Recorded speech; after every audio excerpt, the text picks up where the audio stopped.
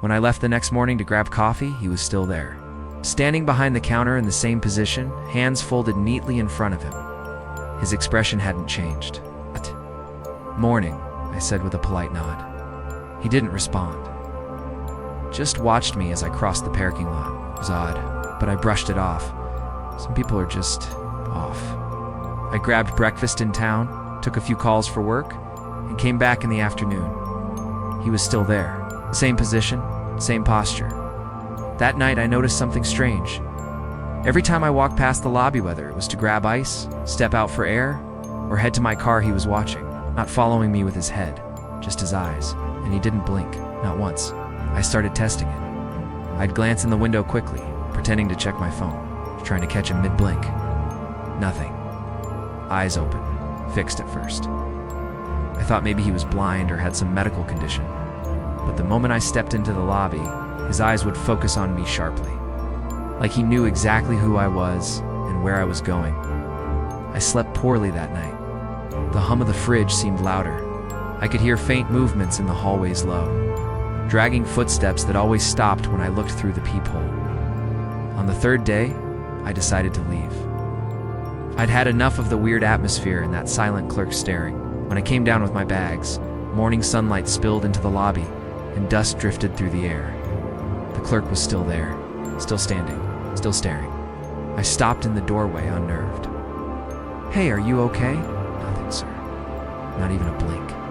That's when I noticed something I hadn't before. His shirt collar was slightly off-center, wrinkled, and under the bright light his skin looked waxy. Too pale, too still. I stepped closer to the counter. The air was cold here, colder than the rest of the building. My breath fogged slightly in front of me. I leaned in and whispered, "If this is some kind of joke, it's not funny." Nothing. Then I heard a faint sound click, like a camera shutter. It came from somewhere behind the counter. I froze. I leaned sideways to peer around the register, and that's when I saw it just beneath the desk. Tucked against the wall was an old security monitor. The screen was grainy, flickering between different black and white camera feeds. One showed the parking lot, another the hallway, and one showed me. Standing right there in front of the counter, except in the feed, the clerk wasn't standing behind me. He was gone. I turned sharply. He was still there. Same spot I looked back at the screen. He was now in the hallway camera, standing outside room 6. My stomach dropped. That's my room. I looked back up again, and now his eyes, his real eyes, were focused directly on me. But his mouth had shifted slightly. The corners twitched upward, a small, lifeless smile. That was the first time I saw movement. I bolted for the door, heart slamming in my chest. Outside, the air was freezing, my breath coming in quick clouds. I looked back through the lobby window. He was still behind the counter, perfectly still again. I didn't sleep that night. I stayed in my car at a rest stop 20 miles away, just trying to convince myself I'd imagined it. The next morning, guilt got the better of called the sheriff's office in that county. I told them the clerk at Ridgway and Haddon T moved in days and might be in some kind of medical distress. The dispatcher paused. Then she said, "Ma'am, Ridgway and hasn't been open for nearly 3 years. I felt my blood run cold. It can't be right. I stayed there this week." "There was a man working the front desk, gray hair, tall," she interrupted me. "We found the previous clerk deceased in 2021. Heart attack, by the counter." Poor guy was alone for days before anyone noticed. I didn't respond. I just sat there in my car, gripping the phone so hard it hurt. Then, in the faintest, whispered, barely audible through the static, I heard a voice on the other end say, "Checkouts at noon, ma'am," and the line went dead. It was late October when I pulled into the small roadside Motel off Route 17, the kind of place that looks harmless from a distance, lit by a flickering neon sign and surrounded by endless darkness. I'd been driving for 12 hours straight, and when I saw the word vacancy glowing faintly through the rain, I didn't care that the place looked like something from another decade. Inside, the air smelled faintly of mildew and cleaning chemicals. The clerk was an older man, thin, gray-haired, with a name tag that simply read Harris.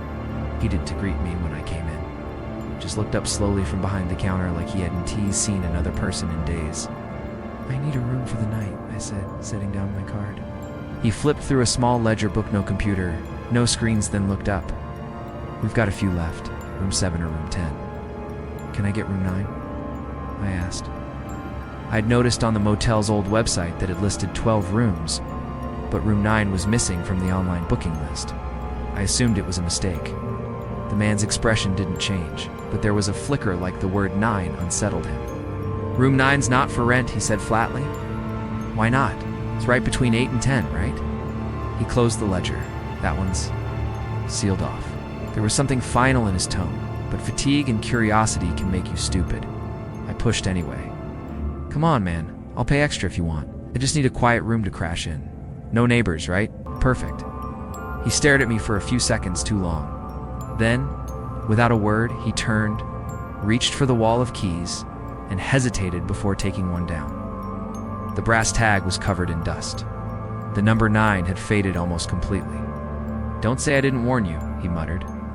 Room 9 was at the far end of the lot, where the overhead lights stopped working years ago. My headlights swept across cracked pavement and dead leaves as I parked. The door to the room was warped, and the paint peeled away like sunburned skin. When I unlocked it, the hinges groaned like something waking up. The first thing I noticed was the cold. It wasn't just temperature, it was wrong. The air felt still, heavy, like the room hadn't been opened in years. Inside, everything was covered in a thin layer of dust, except the bed, which was perfectly made. The blanket was tucked tight, too tight, like no one had actually slept in it. I turned on the light dim yellow, buzzing in saw the wallpaper bubbling and peeling in spots, a faint reddish stain near the carpet that looked too old to tell. But what really caught my attention was the smell, not rot or mildews, something metallic, sharp, like rust or blood on a cold knife. I tried to shake it off. I'd stayed in plenty of sketchy motels before. I showered, left the bathroom fan running to drown out the silence, and crawled into bed. That's when I heard it. Click. Like a door latch. It came from the other side of the room, the closet. The sound came again, a faint scrape, metal against wood. I grabbed my phone, switched on the flashlight, and aimed it at the closet door. It was half open, but inside was empty. Just darkness and dust. When I turned back toward the bed, the blanket was pulled tight again, perfectly smooth, like I'd never touched it. My chest went cold. Told myself I must have imagined it, that I hadn't really gotten into bed yet, that I was too tired to think straight. I sat back down, trying to calm my breathing. The wind outside moaned through the cracks in the window, and the sound of the old fan in the bathroom seemed to pulse like a heartbeat. Then came a voice, soft, muffled, coming from inside the wall. It was a woman, whispering. At first I thought it was the pipes, or maybe a TV from the next room, but then I heard the words, clear, low, shaking. Help me. I jumped up and pressed my ear to the wall. Nothing, just silence. Then a faint sobbing sound, wet, uneven, desperate. I grabbed my phone again, opened the camera, and aimed it along the crack between the wall and the headboard. I swear I saw something, a pale face, eyes open, staring right back at me through the gap before vanishing. I stumbled backward, heart pounding so hard it hurt. I ran to the door and yanked it open. It wouldn't budge. The knob turned, but it felt like someone was holding it from the other side. The whisper came again. Closer this time. Please don't leave. Then every light in the room went out. When I woke up, sunlight was pouring through the thin curtains. My phone was dead. The clock on the nightstand blinked 12 o'clock over and over again. The door opened easily now. I stepped outside and looked toward the office, where Harris stood waiting, as if he'd been expecting me. Sleep well? He asked quietly. I didn't answer. I just handed him the key. He looked down at it, then up at me. You shouldn't have gone in there. We sealed that room off for a reason. What happened? I asked. My voice sounded smaller than I wanted it to. He sighed, rubbing the edge of the key between his fingers. Couples stayed there years ago, never checked out. Cops found their car still in the lot, door wide open. Room was locked from the inside. No bodies. He dropped the key into a drawer and shut it. When I walked back to my car, I noticed something new, dusty footprints beside my door. Bare feet. Small. Leading from room 9 straight to where I stood. And they ended right at my driver's side door. It was one of those road trips that start with good intentions and end in exhaustion. I'd been driving cross-country for work, By the fourth night, I just needed a bed and a shower. The GPS led me to a little roadside motel, off the highway, a single-story stretch of rooms under buzzing fluorescent lights. Inside, the room smelled faintly of old smoke and cleaning solution. Beige walls, threadbare carpet, humming mini fridge. The kind of place where you don't expect comfort, just a few hours of sleep. I tossed my bag on the chair, turned on the wall heater, and flopped onto the bed. The hum of the heater, mixed with the occasional truck passing outside, was quiet enough to hear my own breathing. Then I noticed it, a faint whispering sound coming from the vent above the desk. At first, it was just soft airflow, like the wind catching a crack somewhere in the ductwork. But then it became distinct, rhythmic almost, intentional. I turned off the heater. The whisper didn't stop. It was a voice. Muffled and low, but definitely a voice. I stood on the chair, got closer, and pressed my ear against the vent. It was a woman, speaking in a quick, hushed tone. "Hello?" I called, trying to sound casual. The voice stopped. For a few seconds, all I heard was my own heartbeat pounding in my ears. Then, in a voice barely audible through the metal grill, came the reply. "I can see you." I froze. I climbed down, half laughing nervously. It's a prank, I thought. The walls were thin. Maybe it was someone in the next room trying to mess around. I walked outside and looked around. Room 8 on one side was empty, blinds shut tight. Room 10's lights were off. Only a faint flicker from a vending machine down the hall. Back inside, the vent was silent again. I shook it off, pulled the curtain closed, and turned on the TV for background noise. But about an hour later, just as I was drifting to sleep, I heard it again, whispering, faster now. "Who are you?" I said quietly, staring at the vent. Pause. Then the voice replied, calm and precise. "You're sitting up in bed. You're looking at me." The hairs on my arms stood up. My first thought was that there had to be a camera somewhere. I jumped out of bed, turned every light on, and scanned the room. Checked behind the mirror, under the bed, behind the TV. Nothing. When I turned back toward the vent, the voice spoke again, this time louder. "Shouldn't have come here." I grabbed my phone and started recording, holding it up to the vent.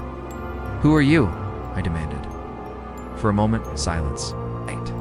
Then faintly, "I was here before you."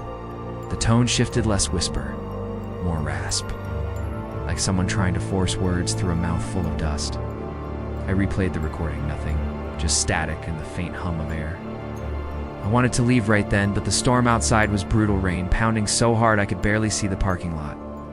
I told myself it had to be old pipes or a weird echo from the heater system. I turned off the lights, pulled the blanket up, and kept the TV on low just to drown it out.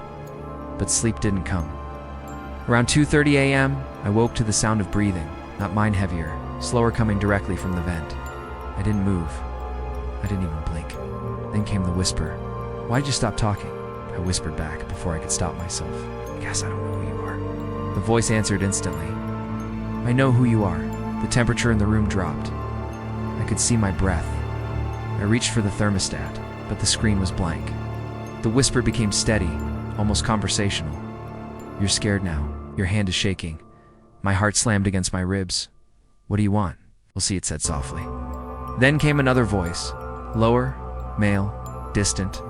I could hear them both, whispering to each other, too fast to make out words, but I caught one phrase repeated over and over.